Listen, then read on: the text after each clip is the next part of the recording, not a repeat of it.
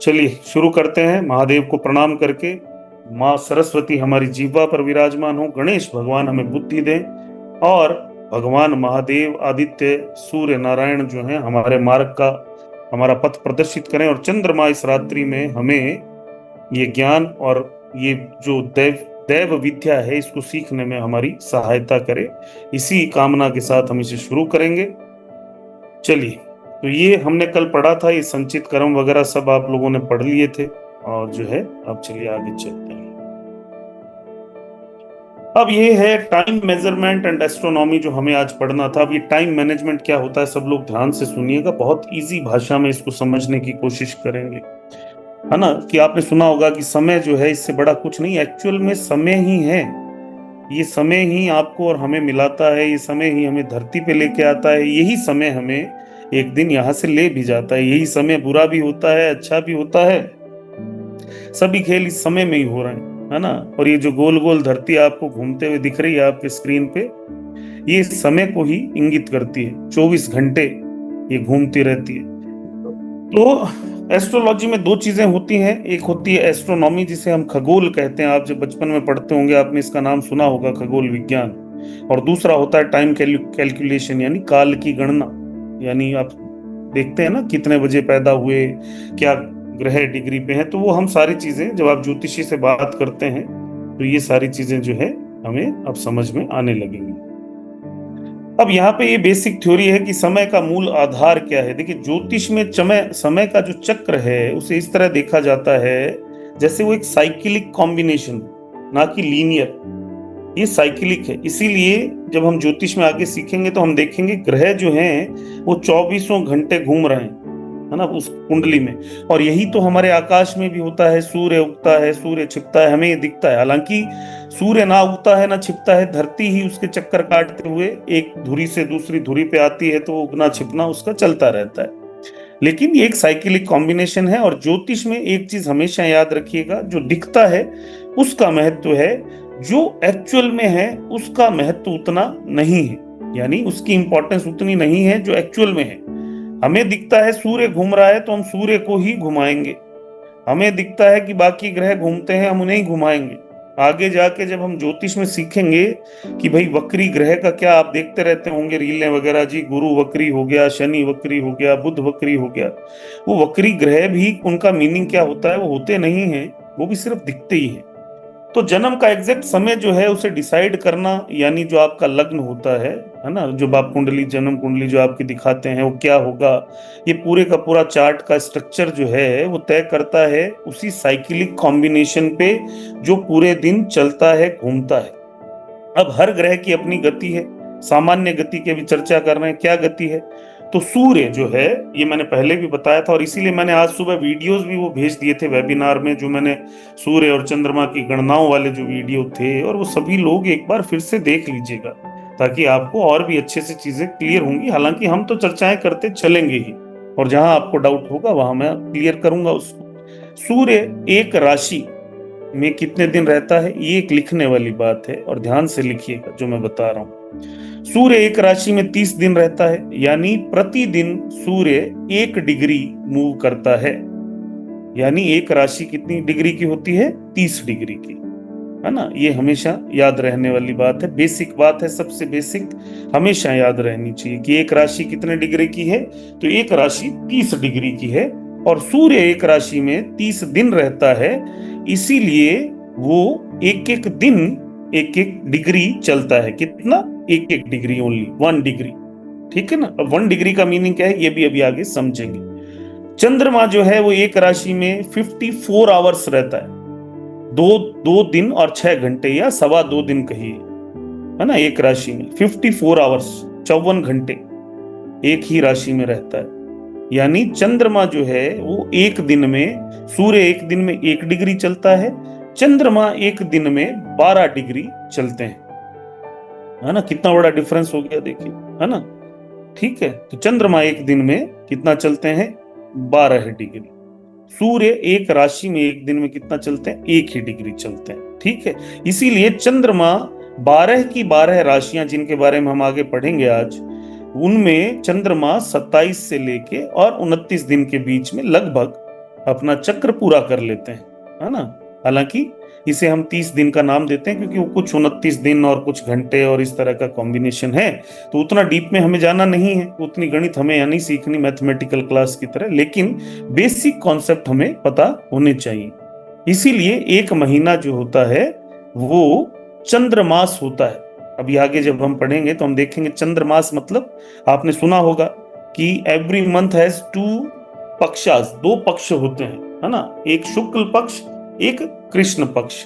अभी शुक्ल पक्ष और कृष्ण पक्ष को नॉर्मल इंग्लिश में तो कहते हैं जी, जो लाइट फेज होता है चंद्रमा का वो शुक्ल पक्ष है, और जो डार्क फेज है उसको बोलते हैं कृष्ण पक्ष है। हालांकि इनके एग्जैक्ट नाम भी है, कोई मुझे बता दे। रीना जी बताइए, शुक्ल पक्ष को और कृष्ण पक्ष को क्या कहते हैं? वैक्सिंग पीरियड कहते हैं सर। क्या कहते हैं? Waxing period. Waning moon and waxing moon. Waning and waxing. Waning and waxing. बहुत शानदार, आप सब लोग बुद्धिमान हैं, है ना। तो उसको जो है लिख लीजिएगा। अनिल जी माइक आपका बंद करना पड़ेगा। यस। उसके बाद में मंगल जो है वो 45 दिन लगभग एक राशि में रहता है, लेकिन कभी कभी 6-6 महीने और उससे ज्यादा भी एक राशि में रह सकता है। जैसे अभी पीछे जो मंगल की स्थिति घटी थी, क्यों लोग इतना परेशान हुए, इतने युद्ध, एक्सीडेंट और ये जो घटनाएं घटित होती हैं आपको दिखती हैं, ये सभी की सभी क्योंकि मंगल लगातार 6-7 महीने कर्क राशि में ही था, अपनी नीच राशि में, है ना। वो नीच राशि उच्च राशि क्या होती है वो आगे क्लासेस में पढ़ेंगे, है ना। लेकिन मंगल लगातार डिस्टर्ब था, तो इसीलिए वो लगातार क्यों था, वो 6 ही महीने, वो 6-7 महीने कैसे एक राशि में रहा, इसका क्या कॉम्बिनेशन ऐसा होता है कि कब वो सिर्फ 45 दिन रहता है नॉर्मली और कब वो 6-6 महीने रह लेता है, ये हम आगे की क्लास में पढ़ेंगे। इसका एक बड़ा अच्छा कैलकुलेशन है, सूर्य की स्थिति के अनुसार जो है वो कॉम्बिनेशन बनते हैं। हालांकि यहाँ बेसिक बता दूं तो ऐसा होता है कि सूर्य जिस भी राशि में हो और मंगल अगर उसके त्रिकोण में आ गया, उसके 5वीं राशि में, अब यहां से क्या होता है कि मंगल जो है उसके वक्रत्व में आ जाता है सूर्य के, तो वो बार बार बार बार बार बार जो है एक ही राशि में आगे पीछे आगे पीछे आगे पीछे करता रहता कंटिन्यूसली। ये होती कब है घटना? ये घटना घटित होती है जब जनरली मंगल जो है कर्क राशि में होता है तब, है ना। और मकर राशि में जब कभी अगर ये घटना घटित होती है, जो आगे हम पढ़ेंगे, तो ये घटना 6 महीने से ज्यादा के लिए भी घटित हो सकती है, कोई बड़ी बात नहीं, है ना। तो ये हमें याद रखना है, यानी 45 दिन का मतलब ये है कि 1.5 दिन में 1-1 डिग्री चलता है लगभग, ये कह सकते हो आप, है ना। और या फिर जो है अगर आप 45 को 30 में भाग देंगे तो पॉइंट कुछ डिग्री जो आपके पास आएंगे, कितना, तो एक चीज हमेशा याद रखिए कि हमें कैलकुलेशन यहाँ 100 की नहीं करनी होती है, यहाँ पे 60 का कैलकुलेशन चलेगा अब हमारे साथ, है ना। जब भी हम डिग्रीज की कैलकुलेशन करेंगे तो 1 डिग्री में 60 मिनट होते हैं, कितने? 60 मिनट्स। ये हमेशा हमें याद रखना है और उसी हिसाब से हमें कैलकुलेशंस करनी होती है। यानी 30 डिग्री में 1800 मिनट, 1800 मिनट्स होते हैं। 1800 मिनट्स में जब आप 45 डेज का भाग देंगे तो आपके पास क्या आएगा? आपके पास लगभग 40, है ना, 40 का आंसर आएगा।